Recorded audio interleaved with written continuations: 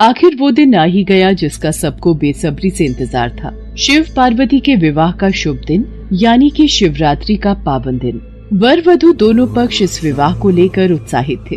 देवी पार्वती की हल्दी लगने की रस्म आरंभ हो गई थी। स्वर्ग लोक की सभी देवियां, अप्सराएं, सखियां पार्वती को हल्दी का लेप लगाकर अपना आशीर्वाद प्रदान कर रही थी। पार्वती, ये आपके विवाह का जोड़ा महारानी ने भिजवाया है, देखिए कितना सुंदर है। सचमुच, देखो पार्वती कितना सुंदर विवाह का जोड़ा है। इस पर तो जड़ाऊ हीरे और सोने की कढ़ाई है। महारानी ने कहा है बारात के आने से पहले पार्वती को तैयार करना है। जया विजया, अभी बारात आने में कितना समय बाकी है? अभी तो कुछ समय बाकी है पार्वती। तभी देवी लक्ष्मी और देवी सरस्वती भी कक्ष में आ जाती हैं। देवी पार्वती, ओहो, महादेव से मिलने की इच्छा में प्रतीक्षा के ये पल काटना कठिन हो रहा है। देवी लक्ष्मी, आप भी इन्हीं की तरह मुझे सताने लगी। अच्छा ठीक है। जया विजया, सर्वप्रथम पार्वती की हल्दी की रस्म होगी। तत्पश्चात पार्वती स्नान करके 16 श्रृंगार से तैयार होगी। हाँ, ये देखो, भिन्न भिन्न प्रकार की सुगंधित खुशबू से परिपूर्ण ये हल्दी का लेप। उधर शिव जी तो भोले भाले थे। उन्हें कौन बताए कि दूल्हा कैसे तैयार होगा। उन्होंने अपने पूरे शरीर पर भस्म लीप ली और सभी शिवगण तो उन्हें उस रूप में ही देखते आए थे। उन्होंने शिव जी के उस रूप की बहुत प्रशंसा की। शाम के वक्त शिव की बारात निकलनी शुरू हो जाती है। इस बारात में देव, दानव, भूत, नाग, नागिन सब बाराती बने। उधर देवी पार्वती भी 16 श्रृंगार करके तैयार हो चुकी थी। बारात आ गई, चलो सब देखने चलते हैं।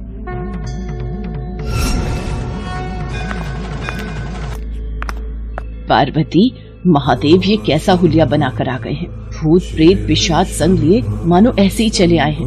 मैं तो उनके सामने नहीं जाऊंगी, डर के मारे तो मेरे हाथ पांव कांप रहे हैं। माँ, आप चिंता मत करो, मैं महादेव को समझाती हूँ। जब मैनावती ने महादेव की आरती उतारने से मना कर दिया तो स्वयं पार्वती जी महादेव को समझाने उनके पास गई। प्रभु, आपका यह रूप देखकर सभी बाराती और माँ भी डर गई हैं। वो तब तक आपकी आरती नहीं उतारेंगी जब तक आप दूल्हे की वेशभूषा में नहीं आएंगे। कृपया करके आप स्नान आदि से निवृत्त होकर इस भस्म को शरीर से उतारकर सुंदर वस्त्र पहनकर सबके समक्ष आइए, अन्यथा कहीं ऐसा न हो हमारे विवाह में कोई बाधा आ जाए। ठीक है पार्वती, यदि आपकी यही इच्छा है तो हम ऐसा ही करेंगे। पार्वती की बात को मानते हुए महादेव तैयार होकर बहुत ही सुंदर दूल्हे के रूप में सबके समक्ष आते हैं। रानी मैनावती महादेव के उस रूप को देखकर बहुत खुश होती है। इसके पश्चात वर वधू दोनों की वंशावली घोषित की जानी थी। एक राजा के लिए उसकी वंशावली सबसे अहम चीज होती है, जो उसके जीवन का गौरव होता है। तो पार्वती की वंशावली का बखान खूब धूमधाम से किया गया। फिर पार्वती के पिता हिमवान ने शिव से अनुरोध किया, महादेव, कृपया अपने वंश के बारे में कुछ बताइए। आप शून्य क्यों हो गए? कुछ तो बोलिए। अब पार्वती, ये महादेव चुप क्यों बैठे हैं? समाज के लोग कुलीन नजरों से हमारी ओर देख रहे हैं। राजा, महाराजा और पंडित सब में फुसफुसाहट शुरू हो गई है। जब वधु पक्ष के सभी पंडित और राजा शिव जी की ओर घृणा से देखने लगे तो नारद मुनि ने देखा भगवान शिव मौन अवस्था में आ गए हैं। नारद मुनि से रुका नहीं गया और वो सभा के बीच अपनी वीणा के तार खींचकर ध्वनि उत्पन्न करने लगे। नारायण नारायण, नहीं, इनके माता पिता ही नहीं है, इनकी कोई विरासत नहीं है, इनका कोई गोत्र नहीं है, इनके पास कुछ नहीं है, इनके पास अपने खुद के अलावा कुछ नहीं है। हम ऐसे लोगों को जानते हैं जो अपने पिता या माता के बारे में नहीं जानते। ऐसी दुर्भाग्यपूर्ण स्थिति हो सकती है, मगर हर कोई किसी न किसी से जन्मा है। ऐसा कैसे हो सकता है कि किसी का कोई पिता या माँ ही न हो? क्योंकि महादेव स्वयंभू हैं। इन्होंने खुद की रचना की है। इनके न तो पिता है न माता, इनका न कोई वंश है न परिवार। ये किसी परंपरा से ताल्लुक नहीं रखते और न ही इनके पास कोई राज्य है। इनका न तो कोई गोत्र है और न ही कोई नक्षत्र, न कोई भाग्यशाली तारा इनकी रक्षा करता है। ये इन सब चीजों से परे हैं। ये एक योगी है और इन्होंने सारे अस्तित्व को अपना एक हिस्सा बना लिया है। इनके लिए सिर्फ एक वंश है, ध्वनि। अस्तित्व में आने वाली पहली चीज थी ध्वनि। इनकी पहली अभिव्यक्ति एक ध्वनि के रूप में है। ये सबसे पहले एक ध्वनि के रूप में प्रकट हुए। उसके पहले ये कुछ नहीं थे। यही वजह है कि मैं ये वीणा के तार खींच रहा हूँ। देवर्षि नारद ने जब भगवान शिव के अस्तित्व की व्याख्या की तो वहाँ उपस्थित पूरी सभा शिव जी के चरणों में नतमस्तक हो गई। राजा हिमवान को भी अपना उत्तर मिल गया था। देवी पार्वती भी आज अपने ऊपर गर्व कर रही थी। कुछ देर बाद सभी रस्मों के साथ शिव पार्वती का विवाह संपन्न हो जाता। सभी मेहमानों के लिए ढेरों पकवान का प्रबंध था। सभी बाराती भोजन खाने में व्यस्त थे। महादेव, मेरा तो हृदय बोल रहा है आज पूरे ब्रह्मांड में नृत्य करूं। तो देर किस बात की है नंदी, आज तो पूरा विश्व नृत्य करेगा। देवी पार्वती, आप देख रही हैं ना, ये सब आज कितनी प्रसन्न है। हाँ प्रभु, आपके ये भक्तगण मनमौजी होकर अपनी प्रसन्नता बिखेर रहे हैं। सब लोग मिलकर भोजन का आनंद उठाते हैं। उसके पश्चात माँ पार्वती की विदाई का समय आ जाता है और वो अपने माता पिता से गले लगकर रोने लगती हैं। पुत्री, तुम्हें संसार की सारी खुशियाँ मिले। मेरा आशीर्वाद सदैव तुम्हारे साथ है। महादेव, जाने अनजाने हमसे कोई भूल हुई हो तो क्षमा कर दीजिएगा। पार्वती, अब तुम महादेव की अर्धांगिनी हो। अपने पति के हर सुख दुख में तुम इनका सदैव साथ देना। माँ पिताजी, आप भी अपना ख्याल रखना।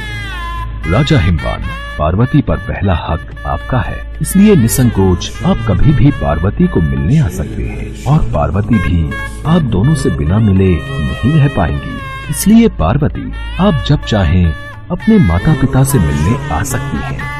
राजा हिमवान रानी मैनावती और समस्त अतिथियों का आशीर्वाद प्राप्त कर देवी पार्वती भगवान शिव के साथ खुशी खुशी अपनी ससुराल विदा हो जाती हैं।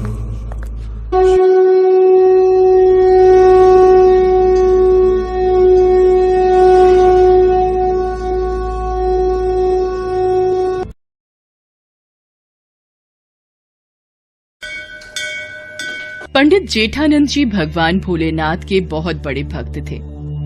वो वाराणसी में रहते थे। शिव मंदिर में एक पुजारी के पद पर वो कई वर्षों से सेवा कार्य कर रहे थे। शिव पुराण, शिव व्रत उद्यापन, शिव चालीसा और शिव भजन कीर्तन आदि की पूजा विधि का कार्य वो भली भांति संभालते थे। अरे पंडित जी, आज आप बड़ी सुबह सुबह ही तैयार हो गए। सुशीला, आज किसी के घर में सावन सोमवार की पूजा है तो वो शिव पुराण का पाठ करवाना चाहते हैं, इसलिए मंदिर में पूजा कार्य करके सीधा उन्हीं के घर चला जाऊंगा। आने में शाम हो जाएगी।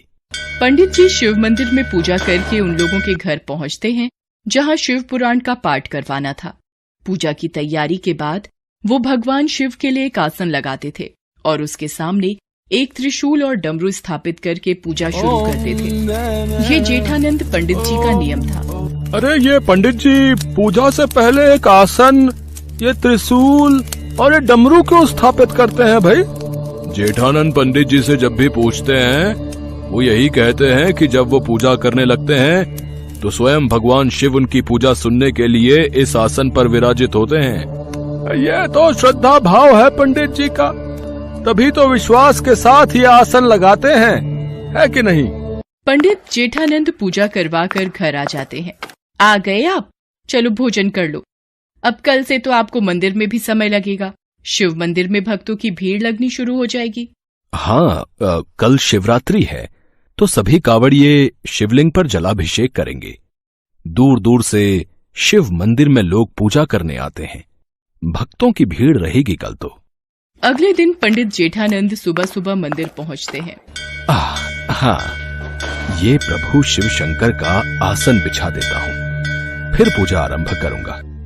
पंडित जी, कोई बहुत पहुंचे हुए महाराज शिव मंदिर में दर्शनों के लिए आ रहे हैं। उनके पीछे भक्तों की भीड़ भी है। आइए महाराज, आइए। आज शिवरात्रि के पावन अवसर पर इस मंदिर की शोभा बढ़ाइए। स्वामी महाराज की जय, स्वामी महाराज की जय। सबका कल्याण हो।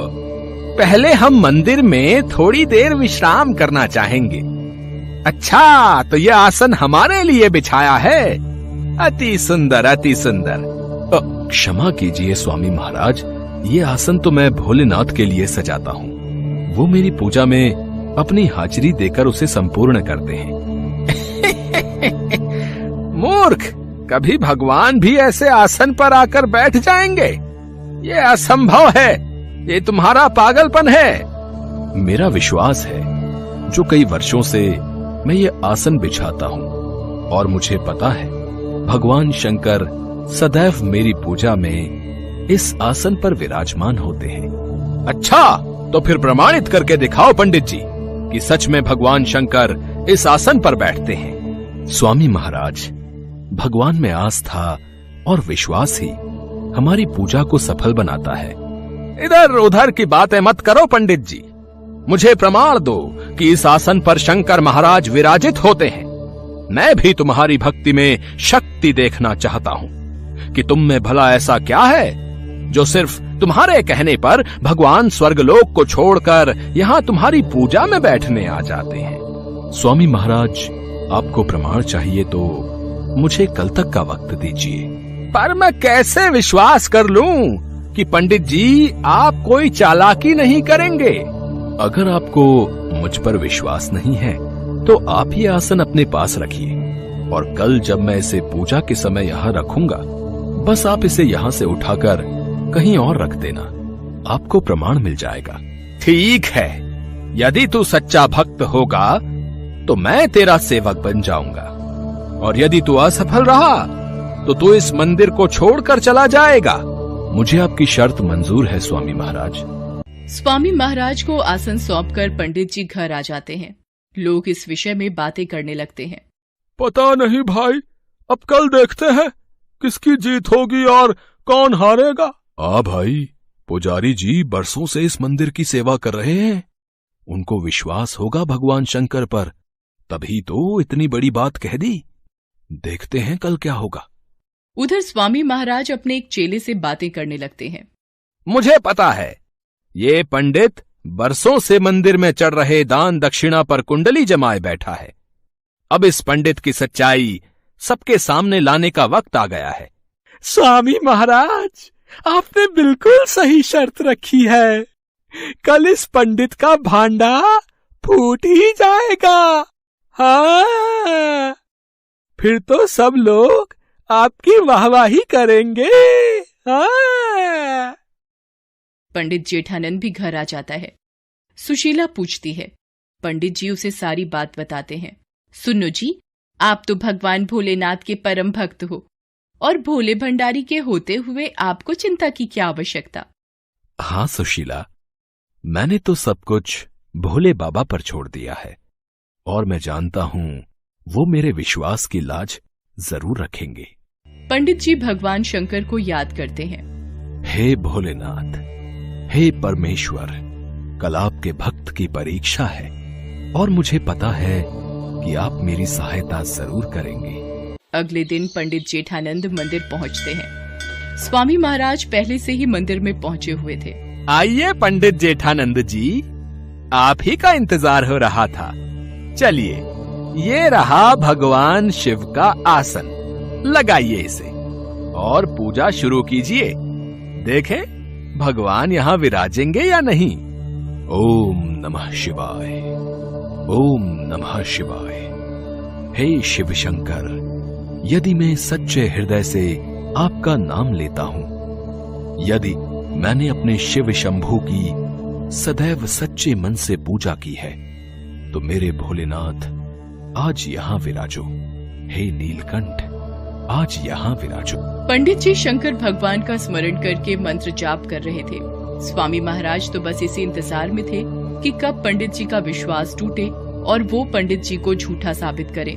तभी स्वामी महाराज, यदि आपको लगता है भगवान शंकर इस आसन पर नहीं बैठे, तो क्या आप इस आसन को उठाकर दूसरी जगह रख सकते हैं।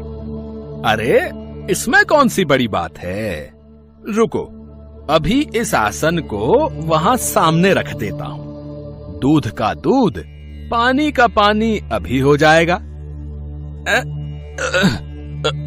अरे ये आसन उठ क्यों नहीं रहा? ये तो टस से मस भी नहीं हो रहा।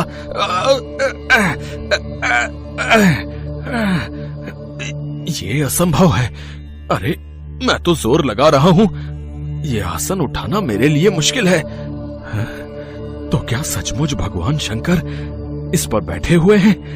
तभी स्वामी महाराज को महसूस होता है जैसे किसी ने उनके हाथ को ही छिटक दिया हो। वो घबरा जाते हैं और पंडित जी से क्षमा मांगते हैं। सब लोग इस चमत्कार को देखकर आश्चर्य में पड़ जाते हैं। हे महादेव, आप सचमुच इस आसन पर बैठे हैं, मुझे यकीन हो गया। पंडित जी, मुझे माफ कर दीजिए, आपकी भक्ति जीत गई, मैं गलत था। आप तो सचमुच भगवान भोलेनाथ के सच्चे भक्त हो। नहीं नहीं स्वामी महाराज, भगवान शंकर के लिए सभी भक्त एक समान हैं। बस विश्वास और लगन की आवश्यकता होती है। भगवान शंकर ने पंडित जेठानंद का विश्वास टूटने नहीं दिया। स्वामी महाराज को पता चल गया था कि पंडित जेठानंद की भक्ति में बहुत शक्ति है और वो शक्ति सभी के पास होती है, बस उसमें श्रद्धा का दीपक जलाने की जरूरत होती है।